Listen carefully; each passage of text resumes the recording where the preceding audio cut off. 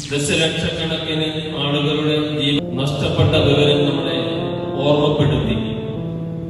ഇന്നും ജപ്പാൻ അതിന്റെ ദുരന്ത ഫലങ്ങൾ അനുഭവിച്ചുകൊണ്ടിരിക്കുകയാണ്. ഹിരോഷിമയുടെ കാര്യം പറഞ്ഞു, ആറ്റം ബോംബുണ്ട്.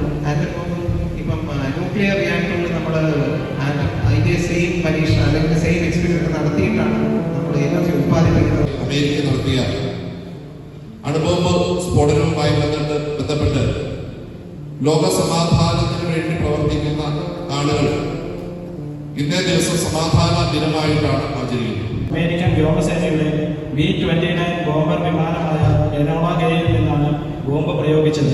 ലിറ്റിൽ ബോയ് എന്നായിരുന്നു ബോംബിന്റെ പേര്. യുറേനിയം 235 ഐസോട്ടോപ്പിനെ ലെഡ് കൊണ്ട് ആവരണം ചെയ്ത് നിർമ്മിച്ച ഈ ബോംബിന് 12,500 ടൺ TNT-യുടെ പ്രഹരശേഷി ഉണ്ടായിരുന്നു. സൂര്യന് തുല്യം ഉയർന്നു പൊങ്ങിയ തീച്ചുവാലകൾ ഹിരോഷിമ നഗരത്തെ ചാമ്പലാക്കി. പർവ്വത സമാനമായ പുക കൂനാകൃതിയിൽ 40,000 അടി ഉയരത്തിൽ വരെ ഉയർന്നു പൊങ്ങി. 10,000 അടി ഉയരം വരെ ഭൂപടങ്ങൾ ചുഴറ്റിയടിച്ചു. ഹിരോഷിമ നഗരത്തെ ഏതാണ്ട് പൂർണ്ണമായി നശിപ്പിച്ച സ്ഫോടനത്തിൽ 1,40,000-ഓളം പേരാണ് ദാരുണമായി കൊല്ലപ്പെട്ടത്. ബോംബ് വർഷത്തിന്റെ റേഡിയേഷൻ പിന്നെയും പതിറ്റാണ്ടുകളോളം ജപ്പാനെ വേട്ടയാടി.